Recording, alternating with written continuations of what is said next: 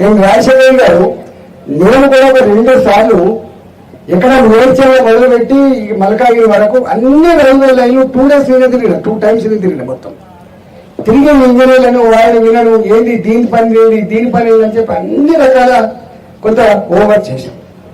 చేస్తే లాస్ట్ తేలింది ఏంటంటే మేము ఇస్తాం సరే డబ్బులు రాయడం ప్రకారంగా, కానీ రాష్ట్ర అధికారుల యొక్క సమన్వయం లేకపోతే మాకు కష్టమవుతుంది అన్నారు. చివరికి నేను స్వయంగా ఆ ప్రిన్సిపల్ మొత్తం రాష్ట్ర ప్రభుత్వ అధికారులందరూ జిహెచ్ఎంసీ కమిషనర్ గారు, రెవెన్యూ సెక్రటరీ గారు, తర్వాత ఇంకా మిగతా సెక్రటరీ అందరూ పిలిచి 2 డిఆర్ఓలు మా డీజీఎం ఈ ఉదయనాథ్ కలిపి ఒక డే అంతా మీటింగ్ పెట్టినా. మీకు ఏమంటున్నా ఇవాళ ఉంటాను నేను ఫోన్ చేసిన తర్వాత నేను అడిగిన రైల్వే డిపార్ట్మెంట్ ఏంటంటే సార్ శిలాపలకాల మీద తప్పకుండా ఎంపీ గారి పేరు ఉంటుంది, ఎమ్మెల్యే గారి పేరు ఉంటుంది, కార్పొరేటర్ పేరు ఉంటుంది సార్. కానీ నేను పెట్టేదని బ్యానర్గా మాత్రం మా మోడీ గారి ఫోటో మాత్రమే ఉంటుంది, ఎవరి ఫోటో ఉండదని చెప్పాను.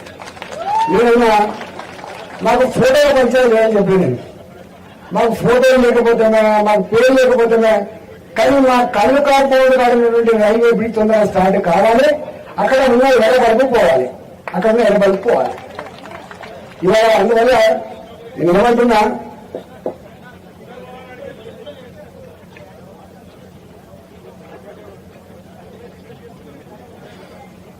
ఇవాళ అనేక సమస్యలు ఉన్నాయి. రాజశేఖర్ ఒక గొప్ప మాట చెప్పిండు, అయితే ఒక ఆబ్జెక్షనబుల్ వర్డ్ మాట్లాడిండు.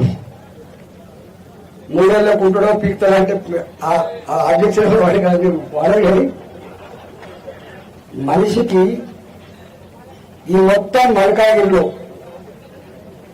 4.5 లక్షలు 5 లక్షల ఓట్లు ఉంటాయి. ఒక్కడే ఎమ్మెల్యే అవుతారు, 2 ఎమ్మెల్యే కాదు. ఈ ఒక్క మల్కాగిరి నియోజకవర్గంలో 2 IAS ఆఫీసర్లు కావచ్చు, 10 మంది IPS ఆఫీసర్లు కావచ్చు, కానీ ఎమ్మెల్యే మాత్రం ఒకటే అవుతాడు. ఎమ్మెల్యే మాత్రం ఒకటే అవుతాడు. మల్కాగిరి పార్లమెంట్ ఒకటే ఎంపీ అవుతాడు. అంటే అంత గొప్ప గౌరవాన్ని, అంత గొప్ప బాధ్యతను మనకు కట్టబెట్టింది వాళ్ళు. ఇది మనకు కొనుక్కుంటూ వచ్చేది కాదు ఈ పదవి, ప్రజలు ఓట్లేసి నమ్మకంతో గెలిపించే వచ్చే పదవి. కాబట్టి తప్పకుండా దేశంలో ఎవరైనా గొప్ప ప్రధానమంత్రి అంటే చరిత్ర చెప్తారు, ఎవరైనా మల్కాగిరిలో గొప్ప ఎమ్మెల్యే అంటే చరిత్ర చెప్తారు, ఎవరైనా గొప్ప మల్కాగిరి ఎంపీ అంటే చరిత్ర చెప్తారు. కాబట్టి డెఫినెట్ గా మనిషి మనం పనిచేసేది ఒకటే రాజకీయ పనిచేస్తాం.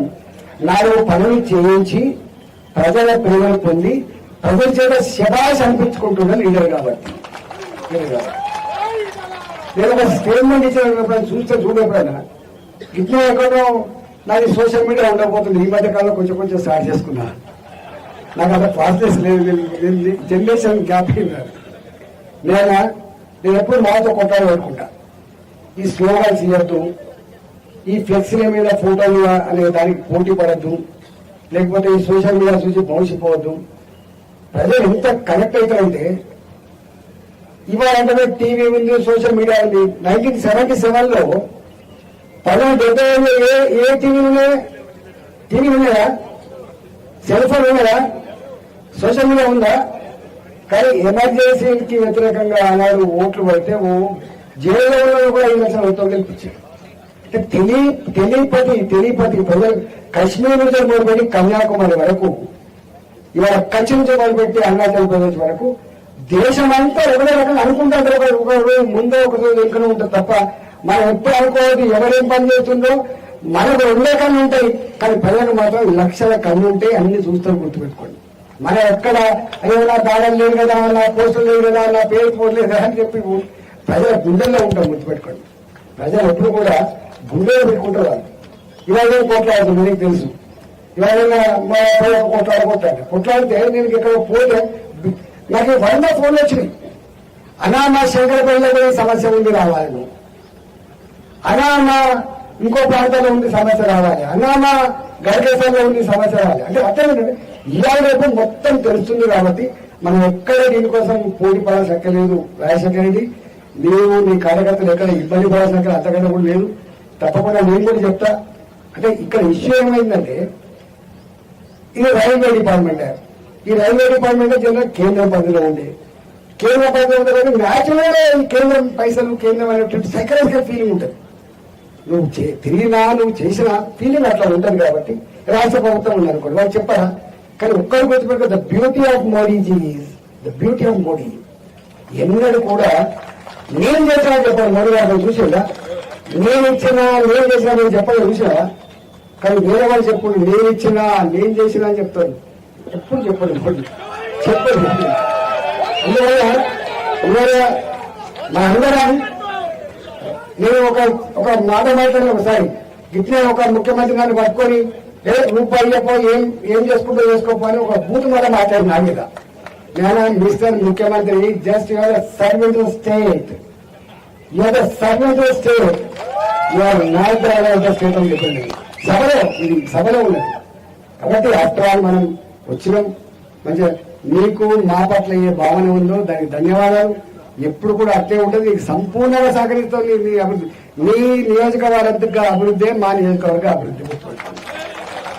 నీ క్షేమం మా క్షేమం. నీకు మంచి పేరు వస్తే తప్పకుండా నాకింత మంచి పేరు వస్తుంది. నువ్వు మంచిగా పనిచేస్తే నాకు కూడా ఇంత బలం తగ్గుతుంది. కాబట్టి డెఫినెట్ గా ఈ ఉంటే చిన్న చిన్న వాళ్ళు అట్లా ఇట్లా ఎక్కిస్తారు దీంతో అయ్యేది కాదు, పోయేది కాదు. కానీ మనకి చాలా గాడిగా ఉండాలి, గాడి చేసుకుందాం. నేను మళ్ళీ ఇప్పుడు 3 నెలలు నీకు తెలియదు. నేను మొన్న ఢిల్లీకి పోయి, అయ్యా శంకర్ వేడుకుంటాడు శ్రీనాథుడు. మీ పద్యం ఎప్పుడైనా మీ సార్ చెప్తాడు. శ్రీనాథుడు వేడుకుంటాడు. మొత్తం కరువు కాటకాలతో ఉంటే, మొత్తం కరువు కాటకాలతో ఉండదు. మొత్తం పల్నాడు ప్రాంతం అంతా కూడా శ్రీనాథుడు ఆ ప్రాంతాన్ని అంతా పర్యటిస్తున్నప్పుడు కరువు కాటకాలతో చచ్చిపోతున్నాడు. ఆ శ్రీనాథుడు వేడుకుంటాడు. శ్రీనాథుడు ఏం వేడుకుంటాడంటే, అయ్యా శంకరుడా గంగా వదిలిపెట్టవా అంటాడు.